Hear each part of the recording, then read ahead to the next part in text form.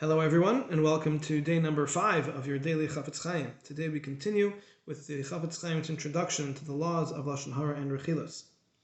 Previously, the Chafetz Chaim had written that he felt the reason that these halachos had fallen into such disregard with so many people was because there wasn't a single source that everyone could turn to that contained all of the various halachos of Lashon Hara and Rechilus. Therefore, he writes, I've girded my loins with the help of Hashem, and I have gathered together all of the halachos of Lashon Hara and Rechilus.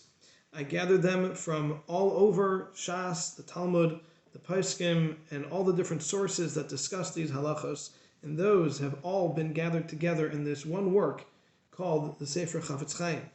And he says that he split it into two sections, one for Lashon Hara and one for Rechilus, and each of those sections is split into chapters and then separate halachos. In addition, he says he has included many examples throughout in order to help make the halachos more practical. He says the reason he called it Chafetz Chaim is based on the verse Mi Ha'isha Chafetz Chaim. Who is the one who is the man who wants life? And it goes on to say, Nitzar l'shoncha meira, guard your tongue from speaking evil. And in order that it shouldn't be too burdensome and it should be easier to read, he split that into two sections. There's the main section which contains all of the halachos, that is called the Mekar Chaim, the source of life, based on the verse that says that when Hashem created Adam, he made him into Nefesh Chaya, a living soul, to which the Targum translates Ruach Memalala, a speaking soul. So we see that speech is a source of life.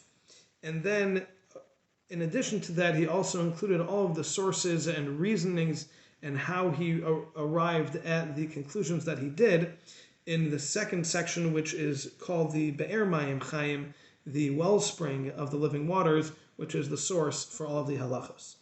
And then he finishes and says that you should know that even the most simple things I have given the sources for, and the reason I did this was in order that it should be clear to everyone that these halachos that are written in this work are not midas chasidus, they're not for the extra pious, they're not simple stringencies, rak al tzad hadin. These are actual halachos like every other halacha, and they needed to be treated as such.